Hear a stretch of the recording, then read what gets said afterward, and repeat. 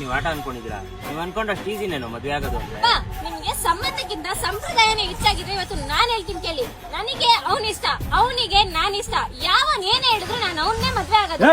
ಹೇ ಗುರು, ಯಾಕೆ ಇಷ್ಟೊಂದು ತಲೆ ಕೆಡ್ಸ್ಕೊಂತ ಇದ್ಯಾ? ಅಂತ ಪರಿಸ್ಥಿತಿ ಏನಾದ್ರು ಬಂದ್ರೆ ನಾವೆಲ್ಲ ಇದೀವಿ ತಾನೆ ಫ್ರೆಂಡ್ಸು. ಅಕ್ಕನ ಎತ್ತಾಕೊಂಡು ಮದುವೆ ಮಾಡಿಸ್ತೀವಿ ಬಿಡು. ಅವಳ ಮನೇಲಿ 23 ವರ್ಷ ಪ್ರೀತಿಯಿಂದ ಸಾಕ್ ಬೆಳ್ಸಿರೋದು ನಾನು ಎತ್ತಾಕೊಂಡೋಗಿ ಮದ್ವೆ ಆಗಕ್ಕ. ಅವಳ ಮೇಲೆ ನಾನೆಷ್ಟು ಪ್ರೀತಿ ಇಟ್ಟಿದ್ದೀನೋ ಅವ್ರ ಮನೆಯವ್ರು ಅವಳ ಮೇಲೆ ಪ್ರಾಣನೇ ಇಟ್ಟವ್ರೆ. ಮನೆಯವರೆಲ್ಲ ಮಕ್ಳು ಲವ್ ಮಾಡ್ತಾರೆ ಅಂದ್ರೆ ಏನ್ ಕೇಳ್ಕೊಂತಾರೆ ಹೇಳು?